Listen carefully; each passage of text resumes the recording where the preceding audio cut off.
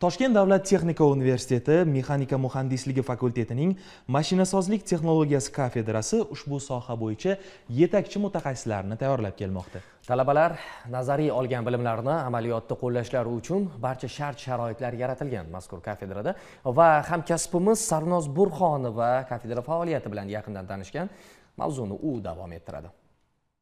Mashinasozlik texnologiyasi kafedrasida mexanika muhandisligi bakalavriat yo'nalishi bo'yicha kunduzgi, kechki va sirtqi ta'lim shaklida bakalavrlar hamda mashinasozlik texnologiyasi yo'nalishida esa magistratura mutaxassisligi bo'yicha ham kadrlar tayyorlanadi.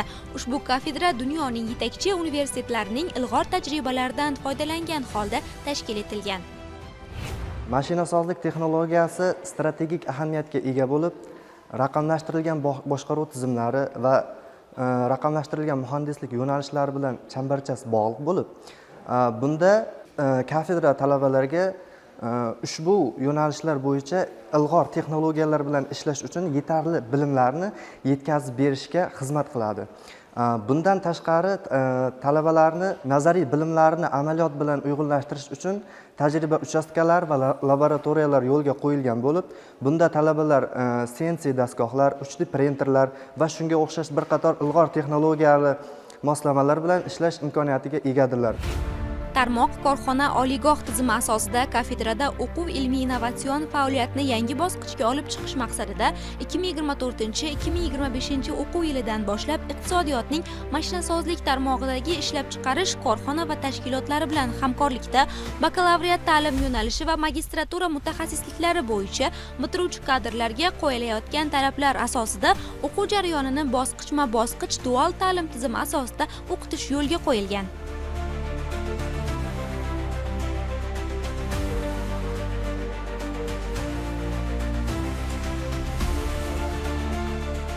Ma'lumot uchun mashinasozlik texnologiyasi kafedrasi dunyoning yetakchi oliygohlari, jumladan Belorussiyaning Milliy texnika universiteti va Rossiyaning Bauman nomidagi Moskva davlat texnika universiteti bilan o'zaro hamkorlik aloqalarini o'rnatgan.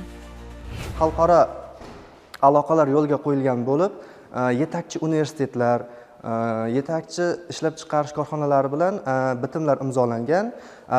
Bunda talabalar chet eldan kelgan bir qator mutaxassislar bilan tajriba almashishlari mumkin va o'zlari g'oyalarini ilgari surishlari mumkin. Bu yerda biz metalkesh dastgohlari, modellashtirish usullari hamda muhandislik chizmalari bilan ishlashni o'rganamiz. Bu yo'nalishni tanlaganimdan juda mamnunman. Hozirgi zamonaviy sanoatda texnologiya doimiy ravishda yangilanib, yanada mukammallashib bormoqda. Tanlagan kasbim esa rivojlanish hamda innovatsiyani talab qiladi. Agar sizga texnologiya qiziq bo'lsa, bu yo'nalishni bemalol tanlashingiz mumkin. Bu orqali siz texnologiya yaratish hamda kelajakni qurish imkoniyatiga ega bo'lasiz. Talabalar bakalavriat ta'lim yo'nalishi va magistratura mutaxassisliklarini bitirganlardan keyin sohaga oid yirik ishlab chiqarish korxonalarida hamda oliy ta'lim tashkilotlarida o'z faoliyatlarini olib borishlari mumkin bo'ladi.